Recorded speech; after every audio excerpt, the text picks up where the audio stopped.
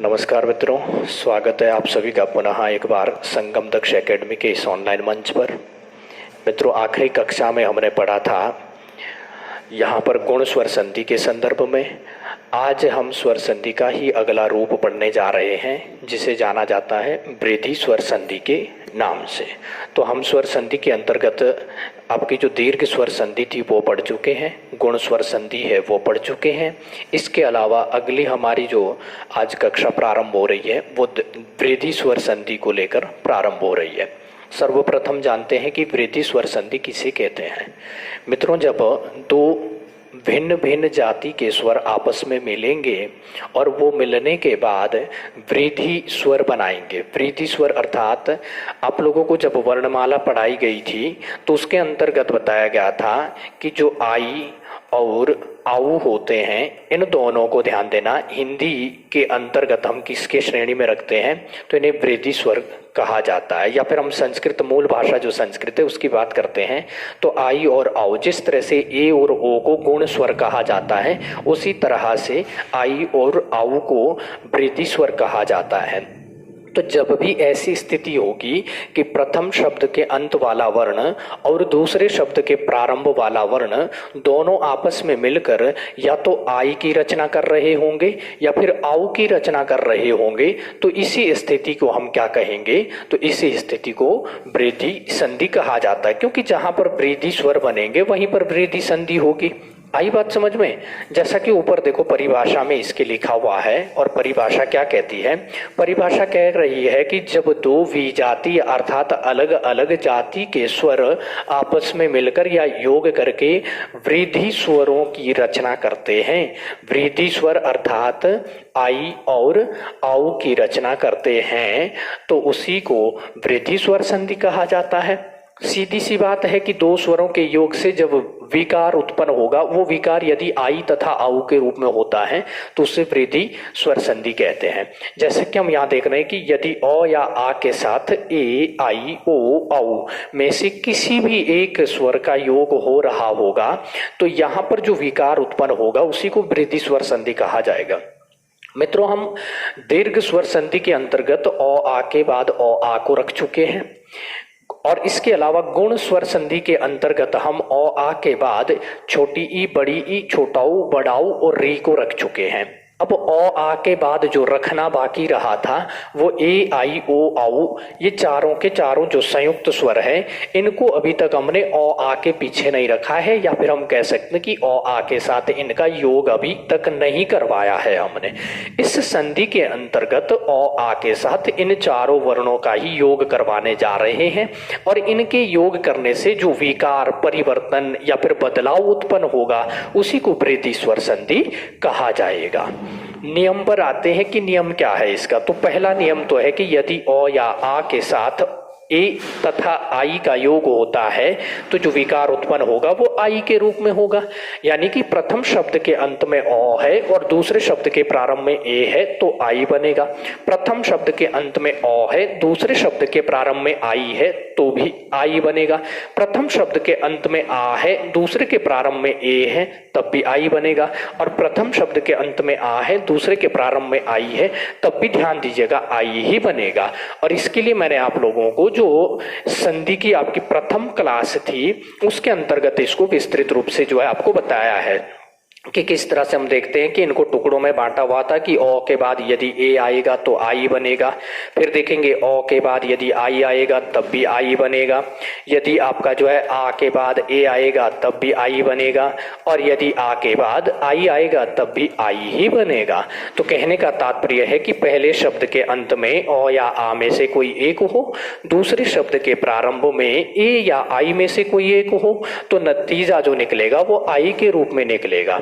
दूसरी बात अगर इसकी करते हैं कि पहले शब्द के अंत में यदि अ या आ में से कोई एक हो, यानी कि पहले शब्द के अंत में अ हो और दूसरे के प्रारंभ में ओ हो, तो फिर जो विकार उत्पन्न होगा वो आऊ के रूप में होगा। पहले के अंत में अ, दूसरे के प्रारंभ में यदि आऊ है तब भी ध्यान देना आऊ बनेगा, और पहले के अंत में आ और दूसरे के प्रारंभ में ओ तब भी आऊ बनेगा, और पहले के अंत में यदि आ है, दूसरे के प्रारंभ में आऊ है तब भी नतीजा आपका आऊ बनेगा। अर्थात पहले शब्द के अंत में ओ या आ में से कोई एक वर्ण हो और दूसरे शब्द के प्रारंभ में ओ या आऊ में से कोई एक वर्ण हो तो जो विकार उत्पन्न होगा वो आऊ के रूप में होगा। आई बात समझ में? तो ये आप लोगों को ध्यान देना है। नियम इसके क्या है कि प्रथम शब्द के अंत में ओ या आ, दूसरे के प्रारंभ में ए या आई तो आई बनेगा। पहले के अंत में ओ या आ, दूसरे के प्रारंभ में ओ या आऊ, तब भी आपका आऊ ही बनेगा। तो केवल ध्यान दीजिएगा, वृद्धि स्वर संधि आपकी केवल 2 वर्णों पर आधारित है। दीर्घ स्वर संधि में हमने 3 वर्ण देखे थे, आ, बड़ी ई, बड़ा ऊ। गुण स्वर संधि के अंतर्गत हमने 3 वर्ण देखे थे, ए, ओ, अर।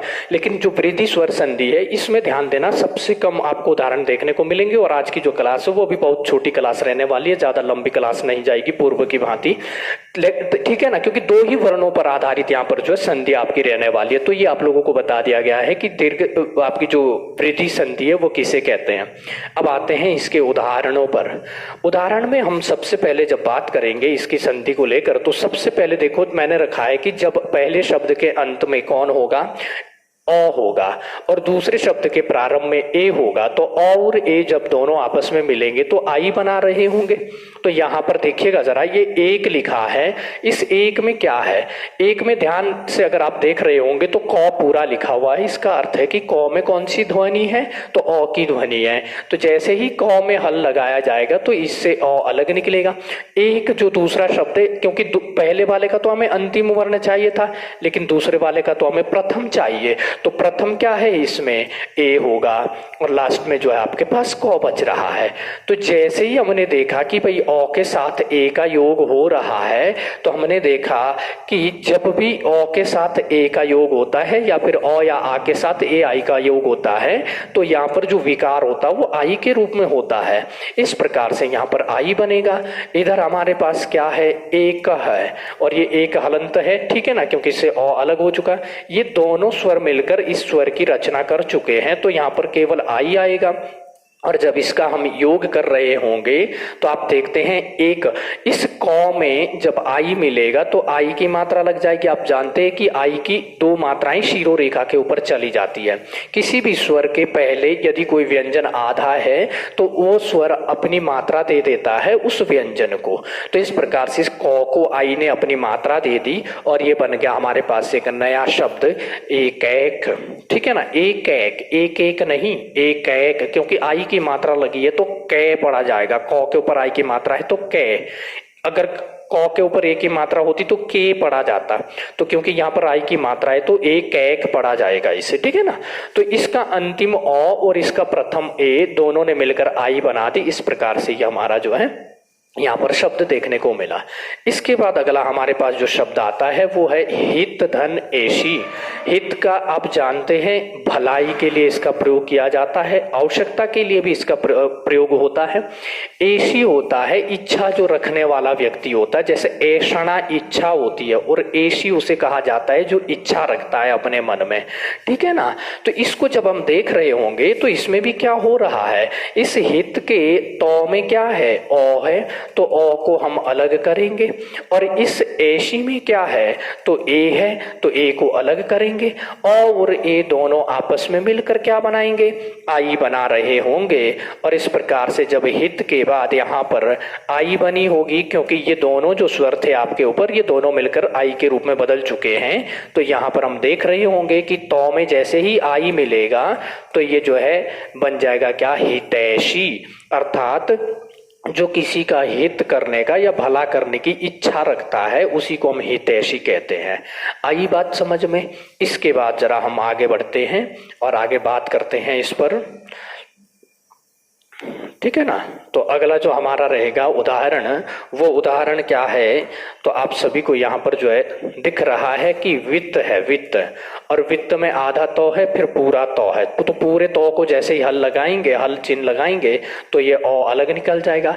ऐषणा का अर्थ होता है इच्छा, ठीक है ना। ऐषणा जो कहा जाता है वो इच्छा को कहा जाता है, ध्यान देना। ऐशी का मतलब इच्छा रखने वाला है और ऐषणा का मतलब जो है इच्छा होता है। तो ऐषणा से हम क्या करेंगे, हमें प्रथम वर्ण चाहिए था, पहले का अंतिम दूसरे का प्रथम, दोनों को जैसे ही मिलाएंगे तो आई बनेगा। और जब हम यहाँ देखेंगे कि तौ में जब आई जुड़ रहा होगा, तौ में जब वापस ये आई जुड़ रहा होगा तो ध्यान दीजिएगा आई की यहाँ पर मात्रा लग जाएगी, और जैसे ही आई की मात्रा लगाएंगे तो तय बन जाएगा। लास्ट में क्या बचा, क्योंकि ये दोनों तो इधर मिल चुके हैं, श और ना बचा है, तो ये बन जाएगा वित्तेषणा। अर्थात वित्त यानी कि धन से संबंधित जो इच्छा रखने वाला होता है, वित्त की जो इच्छा रखता है उसे हम क्या कहते हैं, वित्तेषणा कहते हैं। ठीक है ना। या फिर हम कहेंगे कि वित्त को पाने की या धन को पाने की जो इच्छा रखेगा उसी को क्या कहा जाएगा, वित्तेषणा। अगला शब्द है हमारे पास पुत्र है। तो पुत्र में जैसे ही ध्यान देना हम क्या करेंगे, हल लगाएंगे, हल चिन्ह का प्रयोग करेंगे तो यहाँ से अ अलग हो जाएगा। फिर ऐषणा आया है, ऐषणा का ए अलग करेंगे तो फिर ये वाला टुकड़ा बच जाएगा।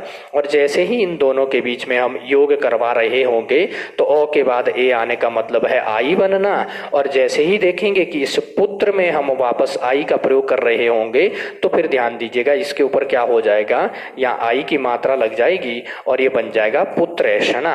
अर्थात पुत्र की इच्छा रखने वाला जो होता है उसे पुत्रेषणा कहा जाता है। ठीक है ना। तो ये आप लोगों को समझ में आ गया होगा यहाँ तक कि किस प्रकार से हमने इसको संधि के रूप में बनाया है। अगला शब्द लेते हैं। अब देखो ये तो हमारे यहाँ पर हो गए हैं, और इस बात का ध्यान देना इस संधि के जो उदाहरण है आप लोगों को बहुत सीमित मात्रा में मिलेंगे, ज्यादा उदाहरण नहीं मिलते। 2 ही वर्ण है यहाँ पर, और इन 2 वर्णों पर आधारित जो आपको शब्द मिलेंगे बहुत कम मात्रा में देखने को मिलेंगे, इस बात का ध्यान देना आप लोग। और आज ध्यान देना मैं जो दीर्घ स्वर संधि है, आपकी गुण स्वर संधि और ये वृद्धि स्वर संधि, इन तीनों के मैं शॉर्ट ट्रिक भी आप लोगों को बताने वाला हूं कि किस तरह से शॉर्ट ट्रिक के माध्यम से इनको जो है पहचाना जा सकता है। आइए जरा देखते हैं।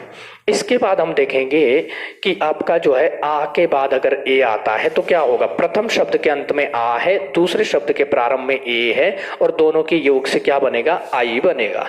देखिए कैसे बनेगा। तो देखो इसमें तथा में क्या है, अंतिम वर्ण आ है। तो जैसे ही थौ व्यंजन में हम क्या लगाएंगे, हल लगाएंगे तो यहां से आ स्वर अलग हो जाएगा। एव में क्या है, ए आपके पास क्या है, मूल यहाँ पर स्वर है, प्रथम वर्ण है, और दोनों को जैसे हम आपस में मिला रहे होंगे तो इन दोनों के, क्योंकि आ और ए के मिलने से क्या बनता है, आई बनता है। इस प्रकार से जब थौ में हम आई मिलाएंगे तो फिर क्या बनेगा, थे बनेगा। और साथ में अगर देखेंगे लास्ट में हमारे पास क्या टुकड़ा बचा है, वो का, तो ये बन जाएगा तथैव। ठीक है ना। तथैव मतलब जैसा ही, इस एव का जो प्रयोग होता है वो अधिकांशतः ही के प्रयोग में होता है, ध्यान देना। ठीक है ना। तो एक तो एवं होता वो अलग है, ये एव है जो ही के संदर्भ में इसका अक्सर प्रयोग किया जाता है। तो तथा में हमने देखा कि अंतिम जो वर्ण था वो कौन था, आ है, क्योंकि आ स्वर है, इसके प्रारंभ में ए है। दोनों को आपस में मिलाया और दोनों ने जो मात्रा बनाई वो किसकी बनाई, आई की मात्रा बनाई। तो ये भी समझ में आ गया। इसके बाद हमारे पास एक अगला शब्द है वसुधा, और धा में जैसे ही हल चिन्ह लगाएंगे तो कौन सा स्वर अलग हो जाएगा, तो आ स्वर अलग हो जाएगा। वसुधा मतलब पृथ्वी का पर्यायवाची होता है। फिर यहाँ पर भी प्रथम वर्ण लेंगे तो ए निकल रहा होगा, और इन दोनों का जब आपस में योग करवाएंगे तो आ और ए के योग से भी क्या बनता है, आई बनता है। फिर जब हम देख रहे होंगे इसे धौ में जब आई की मात्रा मिलाएंगे तो यहाँ पर ध्यान देना, हमें जो आई की मात्रा जब यहाँ मिला रहे होंगे तो किस प्रकार से मिलेगी आई की मात्रा, तो यहाँ पर आई की 2 मात्रा जो है शिरोरेखा के ऊपर मिलती है और ये बन जाता है वसुधैव, जो पृथ्वी से ही है या फिर पृथ्वी का ही है, उसे ध्यान देना वसुधैव ही कहा जाता है। ठीक है ना।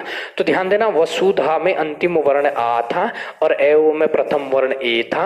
आ और ए दोनों ने मिलकर क्या बना दिया, वसुधैव नामक एक जो है नया शब्द बना दिया। तो इसमें भी संधि कौन सी है, वृद्धि स्वर संधि है। इसके बाद आता है सदा। सदा का सभी को मालूम है, ठीक है ना। और सदा में जैसे ही हम क्या करेंगे, हल चिन्ह लगाएंगे तो इसका भी जो आ स्वर है वो आपका अलग हो जाएगा। और इस एव का जो प्रथम वर्ण है ए, यह आपका पृथक हो जाएगा। दोनों में जैसे ही हम संधि करवाएंगे तो आ के बाद ए आने से संधि आई की बनती है, और आई की संधि बनते ही हम देखेंगे कि दो में जब आई लगेगा तो दै बन जाएगा और उधर से वो आ जाएगा। क्यों? क्योंकि ये दोनों स्वर तो आई में बदल चुके हैं, तो सद जो वर्ण थे वो वर्ण इनको हमने ज्यों का त्यों ले लिया, क्योंकि दो के बाद आ और ए मिलकर आई बना रहे हैं, इसीलिए इसके ऊपर जो है क्या लग जाएगी, आई की मात्रा लग जाएगी, और ये हमें वर्ण प्राप्त होगा कौन सा, सदैव।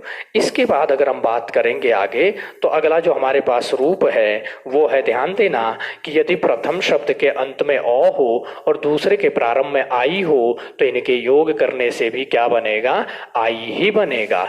जैसे हमने मत लिया है, मत का तात्पर्य ध्यान दीजिएगा आपके विचार से है। मत मतलब विचार, बोलते हैं ना कि अपना मत रखिए, तो वो मत है ये। तो मत में जैसे ही हम तो में हल चिन्ह का प्रयोग करते हैं तो यहाँ से अ निकल कर आता है। और उधर से अगर हम बात करते हैं ऐक्य में, तो ध्यान दीजिएगा आई का प्रयोग है और ये टुकड़ा लग करते हैं। ऐक्य जो शब्द है वो ध्यान देना एक से बना है, एक में जैसे ही यो प्रत्यय लगा है तो यो प्रत्यय के प्रभाव के कारण, क्योंकि जब भी किसी शब्द के अंत में यो प्रत्यय लगता है तो उसके अगर प्रथम जो स्वर होता है, अगर वो छोटी ई, बड़ी ई या ए होता है, वो स्वतः ही आई में बदल जाता है, और यो जिस व्यंजन के साथ भी मिलता है वो व्यंजन आधा हो जाता है। इस प्रकार एक से बना है ऐक्य। जब हम प्रत्यय पढ़ रहे होंगे तो वहां पर हम 5-6 ऐसे प्रत्यय पढ़ेंगे जो स्वरों में परिवर्तन कर देते, प्रथम स्वर में परिवर्तन कर देते हैं, और उनमें से कुछ ऐसे हैं जो अंतिम व्यंजन में भी परिवर्तन कर देते हैं। तो उन्हीं में से यो एक है। यो जब भी किसी मूल शब्द के अंत में जुड़ेगा तो ध्यान देना ये ओ को हमेशा आ में बदल देता। अगर यहाँ पर ओ होता तो आ में बदल देता ये। और अगर आपके पास लघु ई, दीर्घ ई या ए है, इनको जो है ध्यान देना आई में बदल देता है। और अगर हम बात करते हैं कि अगर प्रथम वर्ण आपका जो है या तो लघु उ या दीर्घ उ या फिर ओ होता, तो उसको ध्यान दीजिएगा यो प्रत्यय लगते ही वो आउ में बदल जाते हैं। तो यो प्रत्यय के ये अपने एक नियम है कि अगर प्रथम वर्ण आपके पास क्या है, ओ है, तो ओ को आ में बदलता है, ई ए को आई में बदलता, उ ओ को आउ में बदलता है। यही यहाँ पर इसने क्या है कि एक में जैसे ही हमने यो प्रत्यय लगाया तो सबसे पहले तो ए था, तो ए को किस में बदलेगा, ये आई में बदल देता है। और दूसरी बात क्या है कि यो प्रत्यय की एक अलग विशेषता है कि जब भी किसी भी शब्द के अंत में जुड़ता है तो उस शब्द का जो अंतिम व्यंजन होता है उसको स्वर रहित कर देता है, आधा कर देता है। तो जब हम प्रत्यय पढ़ेंगे तो उस दौरान इसको अच्छे से समझेंगे। अभी फिलहाल के लिए आप बस इतना जान लो कि इसमें क्या है कि अंतिम वर्ण ए है, इसमें प्रथम वर्ण आई है, और ए और आई अंतिम यहाँ ओ है, इधर आई है, और ओ और आई का जब योग होता है तो विकार किसके रूप में होता है, आई के रूप में होता है। आइए देखिए, जैसे ही हम क्या करेंगे, इस तो में आई को जोड़ेंगे, क्योंकि ये दोनों स्वर तो गायब हो गए, मतलब बदल गए इसके रूप में, तो इसमें तो अब यही जुड़ेगा ना, क्योंकि तो के बाद आई आएगा। तो आई की जो मात्राएं होती है वो इस रूप में लिखी जाती हैं। तो ये आई की मात्रा आ गई, और आधा को और ये हो जाएगा मतैक्य। अर्थात जिनके विचार एक जैसे होते हैं उन्हीं को मतैक्य के अंतर्गत हम रखते हैं, या फिर मतैक्य कह सकते हैं उनको, जिनके विचार एक जैसे होते हैं। इसके बाद अगला शब्द अगर हम देखेंगे तो अगला जो उदाहरण है हमारे पास वो है स्वधन ऐच्छिक। स्वधन ऐच्छिक, स्वधन ऐच्छिक।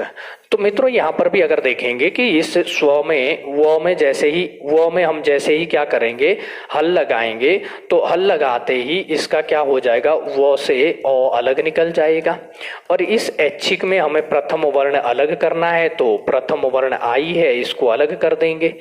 और यहाँ पर जैसे ही हम देख रहे होंगे इन दोनों के योग से तो आई का निर्माण हो रहा होगा, क्योंकि ओ या फिर आ के बाद आपका ए या आई आएगा तो आई ही बनेगा। और यहाँ पर जब देखेंगे कि ये दोनों तो बदलकर ये इस रूप में जा चुके हैं, तो ये इस वो में मिलेगा अब, क्योंकि और कोई स्वर यहाँ रहा नहीं। तो जैसे ही वो में आई मिलेगा तो ये आई की मात्रा ऊपर लग जाएगी और ये हो जाएगा स्वैच्छिक, यानी कि अपनी इच्छा से जो किया जाता है उसी को हम स्वैच्छिक कहते हैं। बात अगर मैं यहाँ पर भी ऐच्छिक शब्द की करूं तो ध्यान देना, ये भी आपका जो शब्द है ये इच्छा शब्द से बना हुआ, इसका जो मूल शब्द है वो इच्छा है। इच्छा है, ध्यान देना। और इस इच्छा में क्या हुआ है, इक प्रत्यय जुड़ा हुआ है, इक प्रत्यय जुड़ा है। और इक प्रत्यय भी उसी श्रेणी का है जिस श्रेणी का यो है, जो कि प्रथम स्वर में बदलाव कर देते हैं। और मैंने कहा था ई, लघु ई, दीर्घ ई और ए का बन जाता है आई। फिर चौ है और छ है। तो जब भी आपके प्रत्यय जुड़ते हैं ना, किसी भी शब्द के साथ आप प्रत्यय जोड़ रहे होते, तो अंत का जो स्वर होता है वो स्वतः ही गायब होता है, और जो प्रत्यय का प्रथम स्वर होता है वो इसमें लग जाता है। तो जैसे ई का प्रयोग हो रहा है, तो ई का प्रयोग यहाँ पर हम कर रहे होंगे। इस प्रकार इच्छा में जब एक प्रत्यय लगा तो ऐच्छिक बना है। तो ऐच्छिक के साथ जैसे ही हम इसका योग करेंगे तो स्व में अंतिम वर्ण अ है और ऐच्छिक में प्रथम वर्ण आई है, दोनों के योग से आई बना है। इस प्रकार से हमें स्वैच्छिक शब्द प्राप्त होता है। आइए आगे बढ़ते हैं अगले उदाहरण के साथ। तो अगले उदाहरण में हमारे पास शब्द दिया गया है या उदाहरण दिया गया है, वो है नव धन ऐश्वर्य। नव मतलब नया, नव में जैसे ही हम वो में हल लगाएंगे तो यहाँ का औ अलग हो जाएगा। ऐश्वर्य से जैसे ही हम आई को अलग करेंगे तो ध्यान देना हमारे पास श्वर्य जो है शब्द वो बच जाएगा। और जब इसका हम योग करवा रहे होंगे तो हमने देखा है कि औ के बाद आई आया है, तो यहाँ पर आई ही बनेगा। और जब हम इस व में आई का योग करवाएंगे, क्योंकि ये दोनों मिटकर ये, या फिर हम कहेंगे ये दोनों अपने रूप में परिवर्तन करके विकार करके आई के रूप में गए, तो आई को जैसे ही इसमें मिलाएंगे व में, तो आई की मात्रा ऊपर लग जाएगी इसके ऊपर, और ये बन जाएगा नव ऐश्वर्य, यानी कि नए ईश्वर से संबंधित है। ऐश्वर्य जो शब्द बना है वो ध्यान दीजिएगा ईश्वर से बना है। और मैं आप लोगों के साथ बार बार जिक्र कर रहा हूं कि इसमें यो प्रत्यय लगा है। यो प्रत्यय के प्रभाव के कारण ई किस में बदल जाएगा, आई में बदलेगा, क्योंकि छोटी बड़ी और ए आई में बदलते हैं। स्व है वो है, और यो प्रत्यय जब भी लगता है तो लास्ट वाले व्यंजन को आधा कर देता है। और आप जानते कि रॉ जब भी आधा हो जाता है तो बाद वाले के ऊपर चला जाता है। तो मूल शब्द अगर आपसे पूछा जाए कि ऐश्वर्य में मूल शब्द क्या है, तो ईश्वर है। या फिर प्रत्यय पूछे जाते हैं कि ऐश्वर्य में कौन सा प्रत्यय का प्रयोग किया गया है, तो यो प्रत्यय का प्रयोग किया गया है। तो यहाँ पर आपको ध्यान देना, मैं कोशिश कर रहा हूँ कि थोड़ा थोड़ा प्रत्यय से संबंधित भी बता दूं, हालांकि प्रत्यय की क्लास अलग से रहेगी। तो नव में औ था अंतिम और ऐश्वर्य में आई था अलग से, दोनों को जैसे जोड़ा आई बना, और नव के साथ जैसे हमने आई का प्रयोग किया वो के साथ, तो वो वह बन गया और यह हो गया आपका नव ऐश्वर्य। हो गई भी। इसके पश्चात हमारे पास जो शब्द है वो है लोक, और कौ से जैसे ही हल लगाएंगे तो औ अलग हो जाएगा।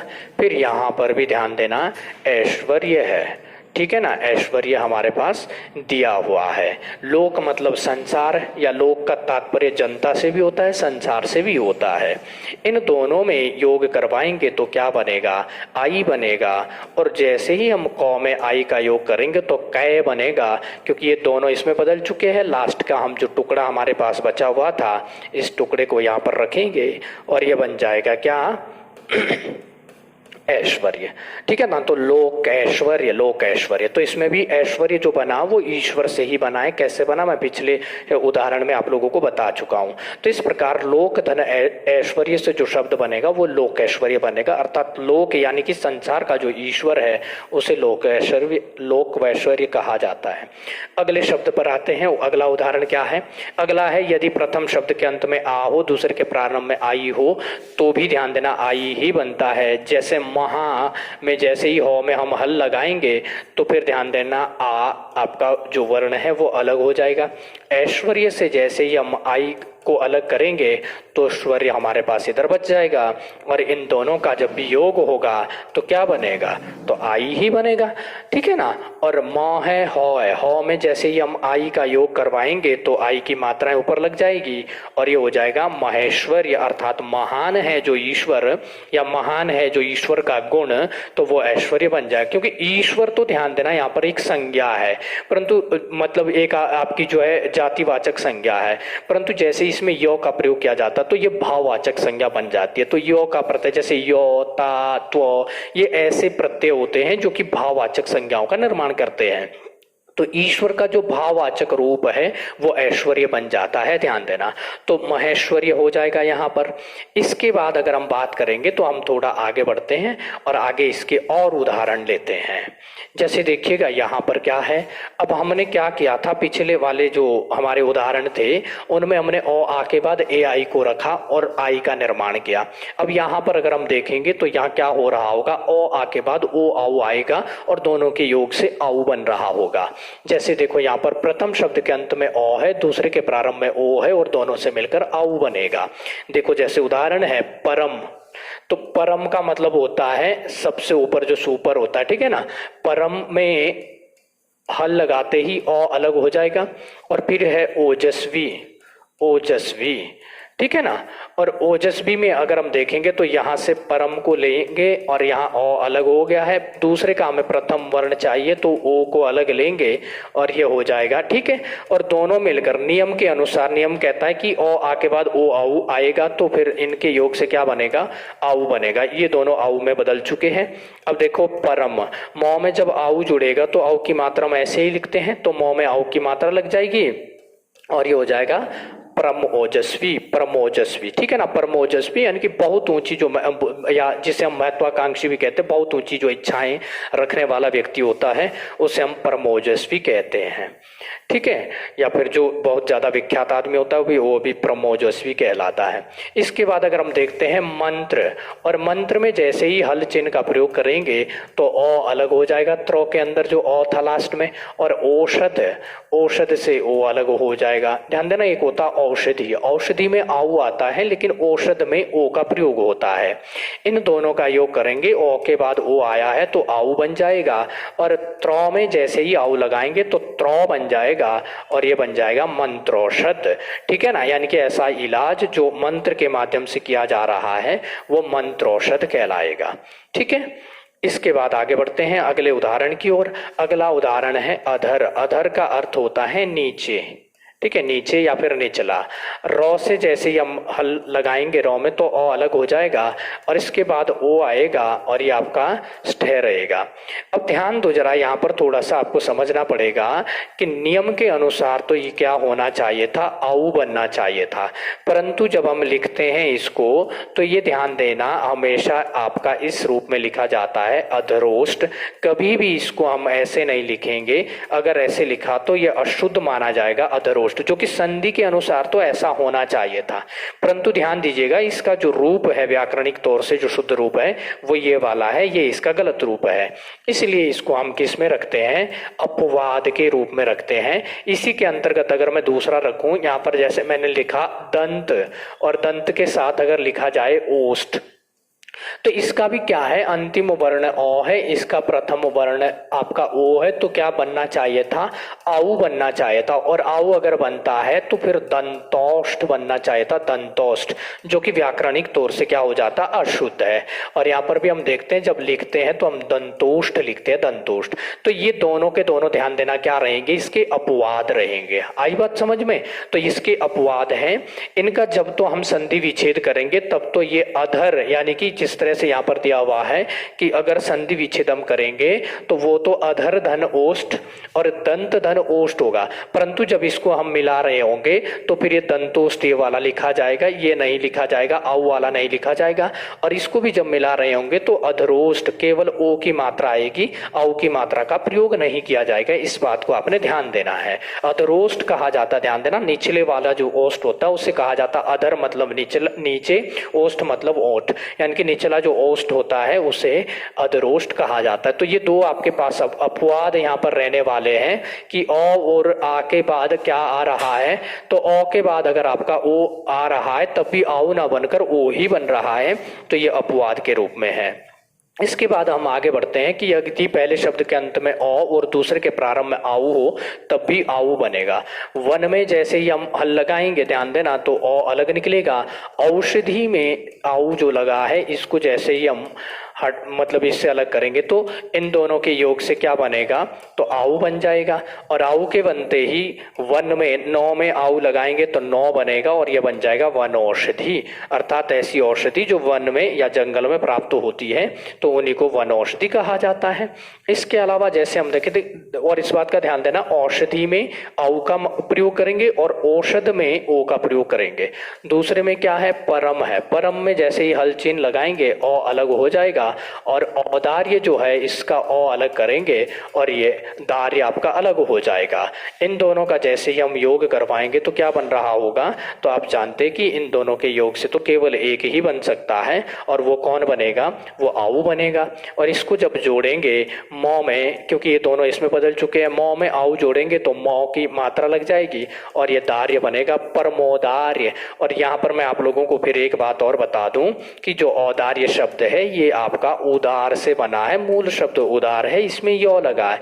यो क्या करता है, प्रथम स्वर यदि छोटा ऊ बड़ा ऊ या फिर आपका ओ होता है तो उसे आऊ में बदल देता है। और फिर मैंने बताया था अंतिम जो व्यंजन होता है उसे ये आधा कर देता है और रॉ आधा होते ही दूसरे के ऊपर लिखा जाता है। तो औदार्य का जब भी पूछा जाए कि मूल शब्द क्या है तो उदार है, या फिर पूछा जाए औदार्य में प्रत्यय क्या है तो यो प्रत्यय का यहाँ पर प्रयोग किया गया है।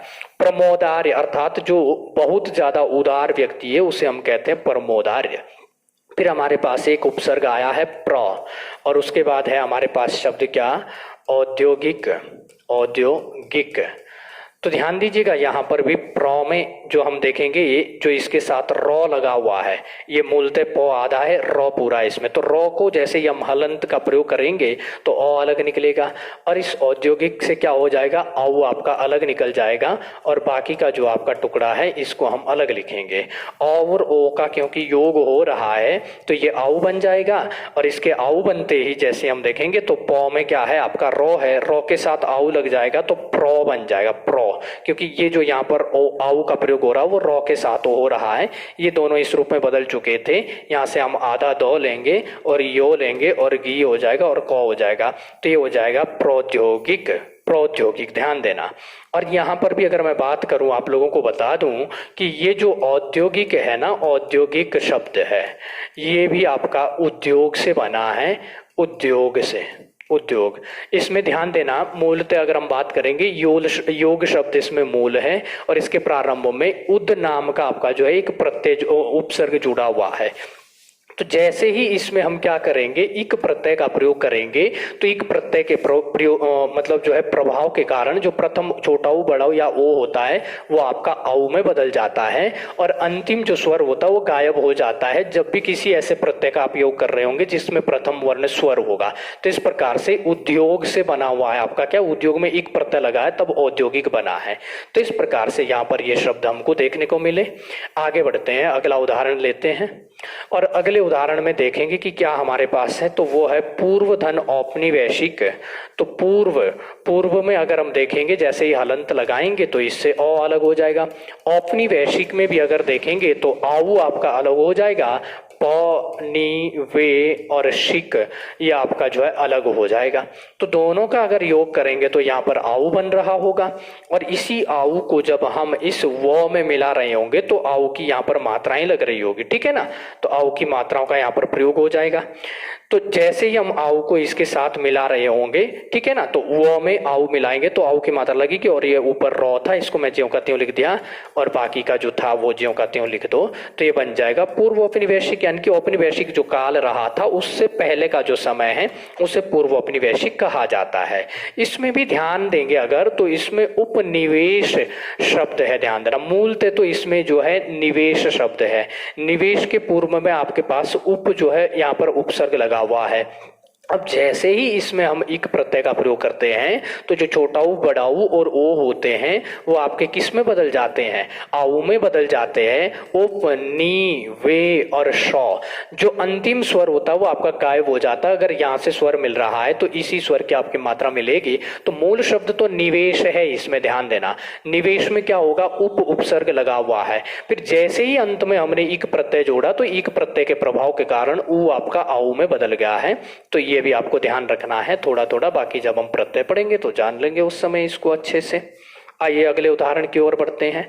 अगला है हमारे पास वीर, रौ में हलंत लगाते ही औ अलग हो जाएगा, औदार्य का आऊ अलग करते ही आपका जो है ये हो जाएगा, और इन दोनों के योग से आऊ बनेगा, और आऊ बनते ही जैसे हम रौ में आऊ का योग करेंगे तो रौ बनेगा, और ये हो जाएगा वीरोदार्य। यानी कि उदार करने में, उदार का मतलब है ये जो औदार्य बना है ये उदार से बना है, मैं पीछे भी इसका जिक्र कर चुका हूं। वीरोदार्य अर्थात जो वीरों में जो उदार है, बहुत ज्यादा उदार है, उसे वीरोदार्य कहा जाता है। या फिर उदार करने में जो वीर है, जो सबसे आगे जो है उदारशीलता में रहता है, उसे वीरोदार्य कहते हैं। इसके बाद अगला हमारा आता है, यदि पहले शब्द के अंत में आ, दूसरे शब्द के प्रथम स्वर के रूप में अगर ओ है तो आऊ बनेगा। तो जैसे हमने देखा महा शब्द है, महा, तो महा से जैसे ही हम इस हल को लगाते हैं तो आ अलग हो जाएगा। इसके बाद ओज है, ओज का प्रथम वर्ण आपका ओ है, ठीक है ना। ओज का तात्पर्य ध्यान देना प्रकाश से होता है, ठीक है। और जैसे ही इन दोनों को हम आपस में मिलाएंगे तो इनके योग से क्या बनता है, आऊ बन जाता है। और हो में जैसे याऊ लगाएंगे तो महो बन जाएगा, और महोज यानी कि जो बहुत ज्यादा जो प्रकाश होता है, तीव्र प्रकाश होता है, तो उसी को हम महोज कह देते हैं। इसके बाद अगर अगले शब्द की बात करें, गंगा, गंगा में जैसे ही गौ में हम क्या लगाएंगे तो ध्यान दीजिएगा, यहाँ हल लगाएंगे तो इसका आ अलग हो जाएगा, और ये ओज का जो ओ है वो अलग हो जाएगा। तो दोनों का जैसे योग करवाएंगे तो यहाँ पर आऊ बन रहा होगा, और आऊ के बनते ही ये हमारे पास गंग है, गौ में आऊ लगेगा तो गौ हो जाएगा, और लास्ट से जो आएगा तो गंगोज बन जाएगा, क्योंकि ये दोनों इसमें बदल चुके हैं। तो गंगाधर ओज ये हो जाएगा आपका गंगोज। आइए आगे बढ़ते हैं। अब अगला उदाहरण लेते हैं, और अगले उदाहरण में क्या दिया गया है, तो यदि पहले शब्द के अंत में आ, दूसरे के प्रारंभ में आऊ, तो इन दोनों के योग से भी आऊ ही बनेगा। पहला शब्द आपके पास महा है, हौ में हलंत लगते ही आ अलग हो जाएगा, और फिर है औषधि, औषधि का आऊ अलग होगा यहाँ से, और बाकी का टुकड़ा रहने देंगे। आ के बाद आऊ का मतलब होता है आऊ बनना ही, और जब हम हौ में आऊ जोड़ेंगे तो ये बन जाएगा हौ, और ये होगा महौषधि। महान है जो औषधि, उसे महौषधि कहा जाता है। फिर है महा, फिर वही हौ है, हौ में हल लगाते ही यहाँ से आ अलग हो जाएगा, औदार्य, तो आऊ अलग हो जाएगा, दार्य अलग होगा। दोनों के योग से क्या बनता है, तो आप अच्छी तरह से जान चुके हैं कि इन दोनों के योग से आऊ बनता है, और ये आऊ बनते ही हम क्या कर देंगे, इसको इधर जब इसको मिला रहे होंगे, क्योंकि ये दोनों इसमें बदल चुके हैं, तो हौ में आऊ लगेगा और ये बन जाएगा महोदार्य। बड़ा महान है जो उदारता में, उसी को महोदार्य कहा जाता है। और आखिरी जो हमारे पास आज का उदाहरण है वो है महाधन औत्सुक्य। औत्सुक्य ध्यान देना, यह भी शब्द आपका बहुत अच्छा है, शब्द शुद्धि में भी पूछा जा सकता है। जैसे ही हौ में हल का प्रयोग करेंगे तो आपका आ अलग हो जाएगा, और इधर से आऊ अलग हो जाएगा, और ये जो तसुक्य है ये अलग हो जाएगा।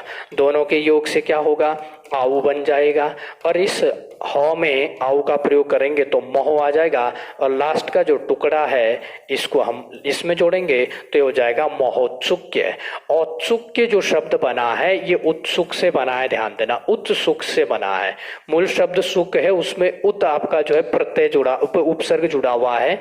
इसमें भी जैसे ही आपका यो प्रत्यय लगा है तो ऊ जो है वो यो के प्रभाव के कारण क्या हो गया है, आऊ में बदल गया है। बाकी में कोई ध्यान देना यहाँ पर बदलाव नहीं होगा, लेकिन यो जब भी किसी के साथ जुड़ता है तो अंतिम जो व्यंजन होता है उसको भी आधा कर देता है, तो उत्सुक से बना हुआ है औत्सुक्य। इस प्रकार आज हमारी जो आपकी जो ये वृद्धि स्वर संधि थी वो ध्यान देना कंप्लीट होती है, और उम्मीद करता हूं कि आप लोगों को समझ में भी आ गई होगी।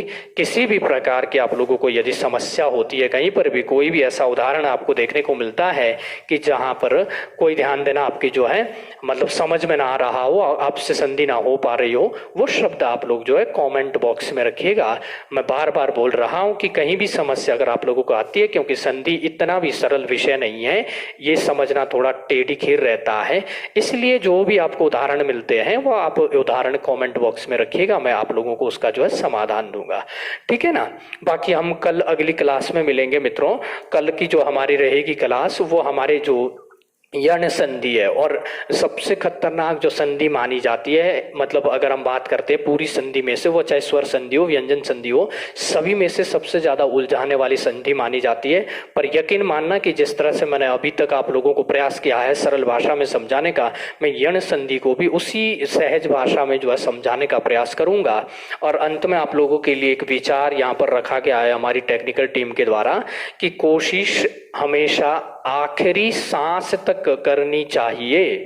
ठीक है ना, बिंदु थोड़ा इधर आ जाएगा, ये इस पर गौर ना कीजिएगा आप लोग। आखिरी सांस तक करना चाहिए, या तो लक्ष्य हासिल होगा या फिर अनुभव।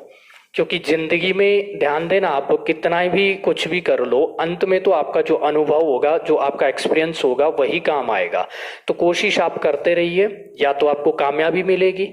कामयाबी अगर ये वाली ना मिले जो आप चाह रहे हैं, तो ये वाली कामयाबी तो मिलेगी, कम से कम आपको अनुभव तो प्राप्त होगा। और अनुभव अगर आपके पास है तो ध्यान दीजिएगा, आप अपने जीवन को सरल से सरल बना सकते हैं।